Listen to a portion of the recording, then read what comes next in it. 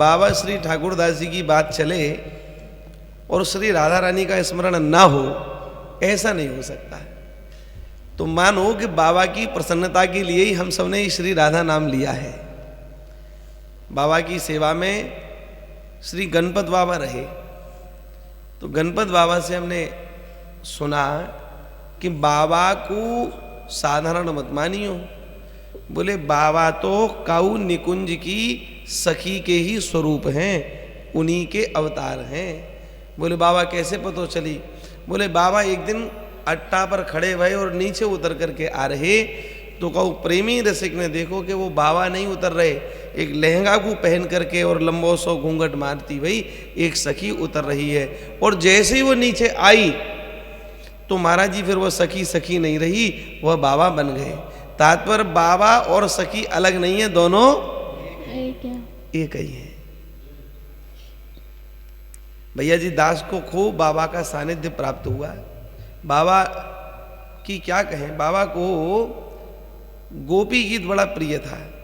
कोई पहुंच जाए तो वही तो कहते लाला गोपी गीत याद है? हाँ बाबा, तो तुरंत सुनाओ, तो बड़े प्रेम से सुनते।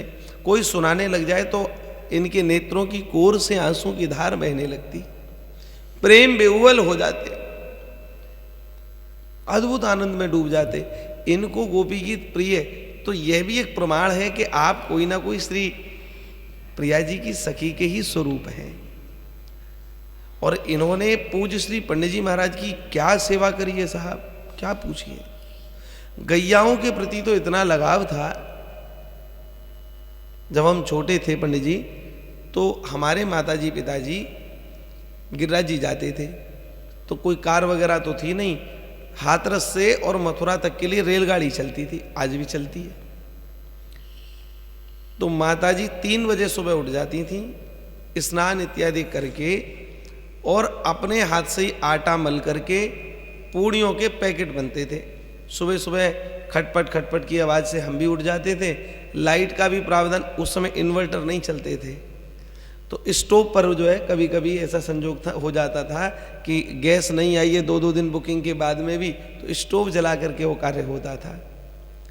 हमने अपनी आंखों से देखा, तो माताजी सुबह सुबह लग जाती थीं और खूब सारी ढेर सारी सब्जी और 8-8 पूड़ियों के पैकेट और उसमें 2-2 पेठे की गांठ रख करके वो पैकिंग हम लोग करवाते थे।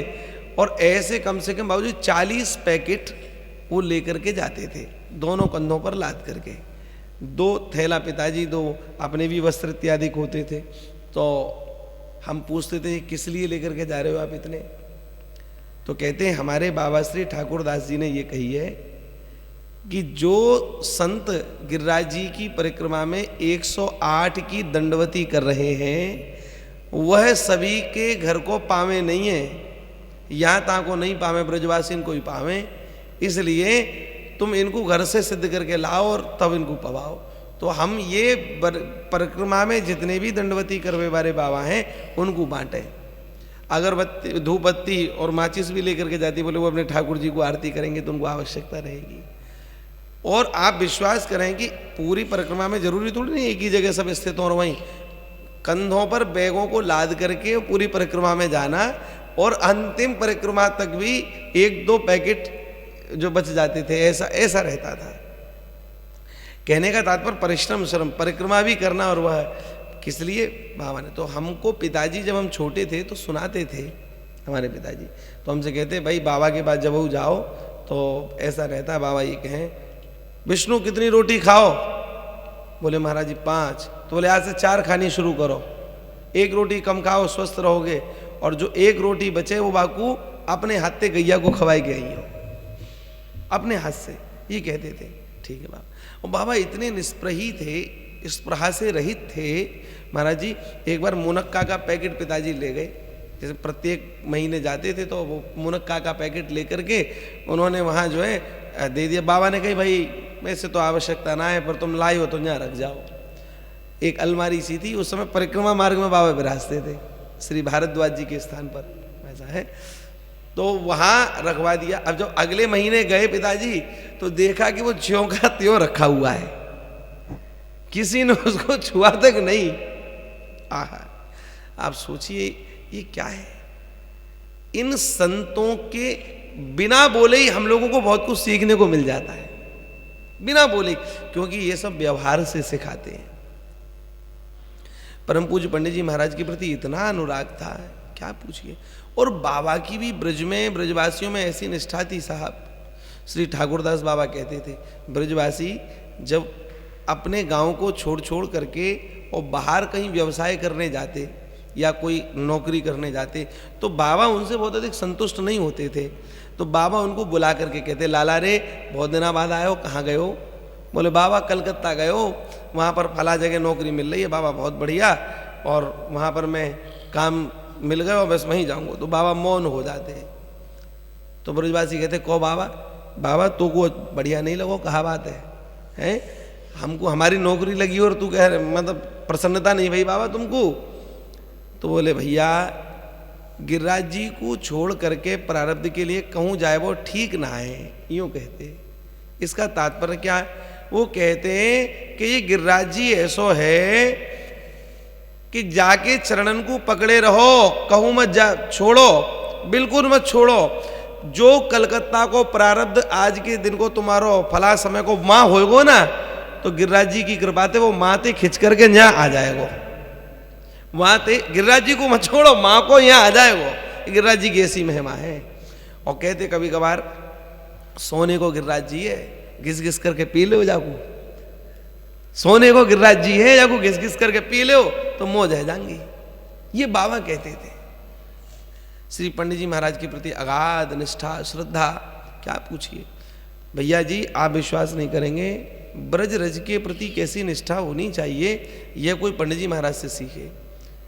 बाबा के माथे पर क्या लगता था आपने देखी, 3 थाप यूं लेकर के यूं लगा लेते हैं, 3 थाप किसकी, ब्रजरज की। और जब कोई उनको स्नान कराता तो स्नान कराने करते समय भी दगड़े में ही करते थे, कच्चे में ही करते थे। क्यों? क्योंकि वो पाम ब्रजरज से लगे रहे।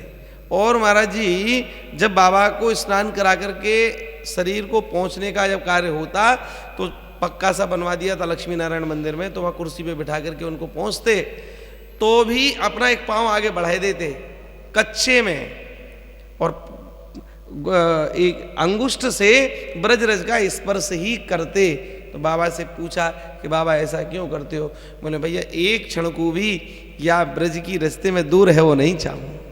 एक पहुंचते समय भी एक अंगूठा ब्रजरज में गाड़ करके रखते थे। जब उन्होंने ब्रजवास किया, ब्रज की रहनी क्या होनी चाहिए साहब, ये कोई उनसे पूछे।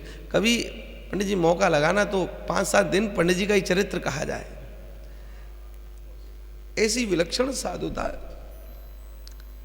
जो जो जो जिसको कहा ही नहीं जा सकता। सोचिए मतलब साधुता क्या होनी चाहिए, क्या संत की रहनी होनी चाहिए, वह उनके जीवन में दर्शनीय थी। एक एक इतनी बारीक, बहुत सूक्ष्म विचार करते हुए कोई भी कार्य करते थे। अब हम कह तो कुछ रहे थे, लेकिन पंडित जी महाराज का स्मरण आपने करा दिया तो आनंद हो गया। भाई साहब हम पहले ये चर्चा करेंगे, फिर गौ मेहमा जो भी ठाकुर जी सुनना चाहेंगे वो सुनेंगे, क्योंकि हम स्वतंत्र नहीं है, परतंत्र हैं, यंत्र हैं, यंत्री कोई और है, वो जो भी कैसे डाल देता है वही चलती है, क्या करें।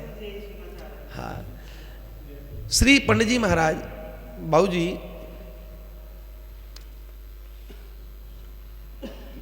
ऐसी विलक्षण रहनी थी, क्या पूछिए। एक बार पंडित जी बारिश बहुत अधिक आई, लक्ष्मी नारायण मंदिर में आप निवास करते थे, तो इतनी तेज बारिश आई कि वो पानी जो लक्ष्मी नारायण मंदिर का था वो वहां से इधर की ओर आने लगा। तो परम पूज्य श्री बाबा ठाकुरदास जी सेवा में रहते, तो बाबा ने देखा, बोले पानी अगर इधर आया तो धीमे धीमे बढ़ता हुआ कक्ष तक पहुंच जाएगा।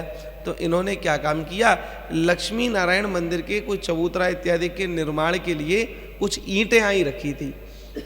इन्होंने एक ईंट को वहां से उठाया और जो मोरी पर ये लगा दिया, पानी रुक गया। कोई बात नहीं, पानी रुक करके बारिश धीमे धीमे थमी, पानी उतर गया। तो बाबा जैसे ही अपना दरवाजा खोल करके बाहर की ओर निकले तो सीधे एकदम निगाह उस ईंट पर पड़ी, नई ईंट पर। तो जोर से पूछे, बोले ये क्या है, ये कौन ने रखी।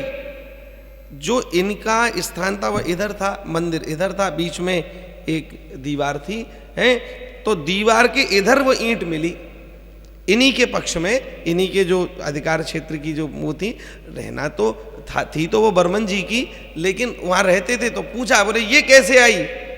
तो हाथ जोड़ के बाबा ने कहा, बाबा वो बारिश इतनी अधिक तेज है गई कि पानी यहाँ भर जा, तो मैंने या ईंट को लेकर के यहाँ लगा दिया। सोई सिर पीट रही हो, हाय हाय, मंदिर की ईंट और हमारे प्रयोग में, मंदिर की ईंट हमारे प्रयोग में, अरे राम राम। अभी गुल्लक में थे, अभी 25 पैसा ले और गुल्लक में डालो लक्ष्मी नारायण मंदिर के। 25 पैसा लिया और लेकर के महाराज जी गुल्लक में डलवाया और कहा या ईंट को वहीं रख दो, अपने प्रयोग में तुमने क्यों ली मंदिर की ईंट। और महाराज जी हाथ जोड़ करके खूब गिरिराज जी ते क्षमा याचना करी, लक्ष्मी नारायण भगवान ते क्षमा याचना करी, प्रभु क्षमा करियो, हम तो उधर पूर्ति कर रहे हैं, कछु करें ना धरें, मंदिर की ईंट को लेकर के अपने प्रयोग में। इतने ये जीवन था साहब। आप सोचिए, परम पूज्य श्री डोंगरे जी महाराज बाबा का दर्शन करने आए, तो चूंकि आपके प्रति सबकी श्रद्धा रहती थी, तो साष्टांग दंडवत प्रणाम चरणों में करके और खूब चर्चा रही।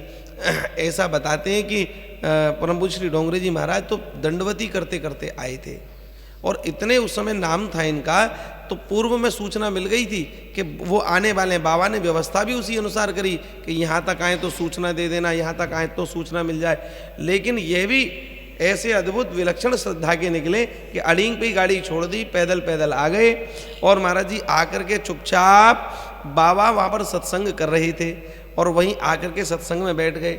और पंडित जी गजब की चर्चा चल रही थी।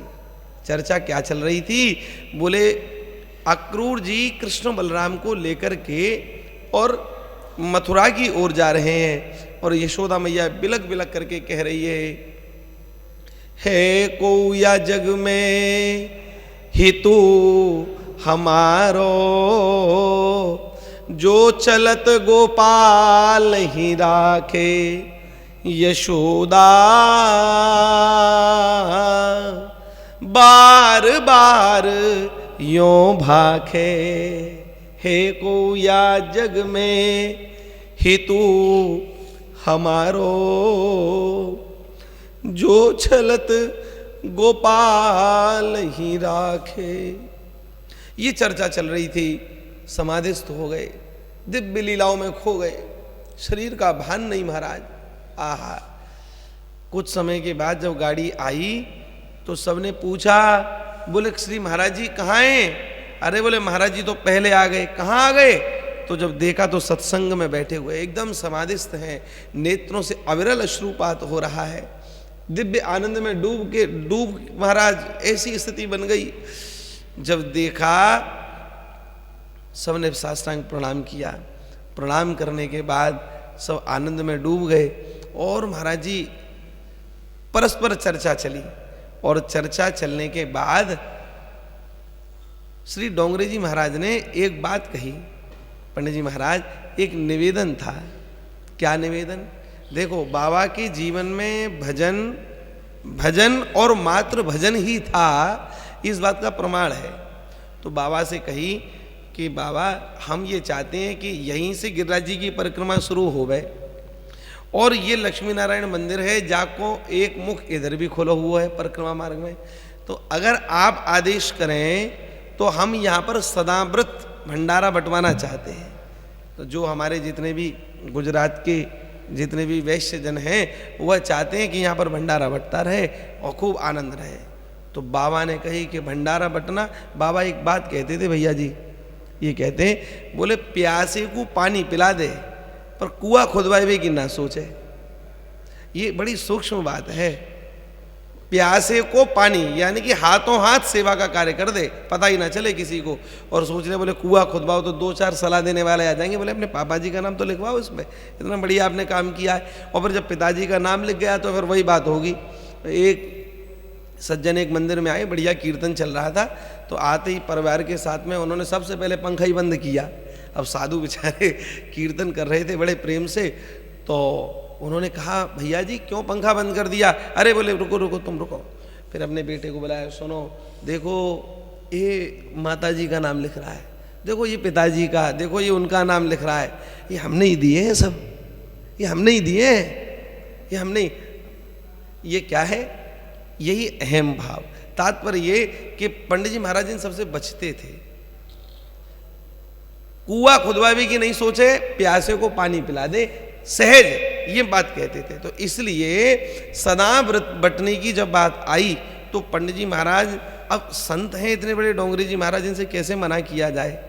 तो हाथ जोड़ करके एक थोड़ी सी बात घुमा करके कही, महाराज जी आप बात तो सही कह रहे हैं, भंडारों तो होना ही चाहिए, और यहाँ तो कितने ब्रजवासियों की सेवा होगी, हम तो जाते बड़े सहमत हैं, लेकिन महाराज जी यहाँ जो हलवाई है ना महाराज जी, वो ऐसे हैं जो प्रसादी बनाते में बीड़ी पी लें, तो बीड़ी पीते में वो बनाएंगे तो ठाकुर जी को भोग कैसे लगेगा?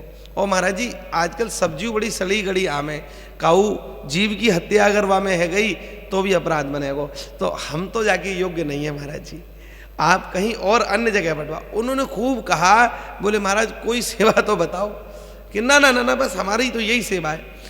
बहुत ना करते हुए भी पुराने समय में 5 रुपया का मनी ऑर्डर श्री डोंगरी जी महाराज पूज्य पंडित जी महाराज के पास भेजते थे। और जब पंडित जी ने देखा, किसी ने बताया, बोले वहाँ से मनी ऑर्डर आया है 5 रुपये का, तो उन्होंने कहा अच्छा संत की भावना है, कोई बात नहीं। तो बोले 25 पैसा जामे ते निकालो और श्री लक्ष्मी नारायण मंदिर की गुल्लक में डाल दो और 5.25 रुपये इनको वापस कर दो, ऐसा कहा। और एक चिट्ठी लिख करके दे दी उसमें, बोले महाराज आप कष्ट ना करें, यह सब ठाकुर जी की कृपा से मंगल है रहे हुए, बस लिख करके वापस। ऐसा अद्भुत महाराज जी जीवन था। आप सोचिए ये गिरिराज जी में रहने की असली रहनी है गिरिराज जी की।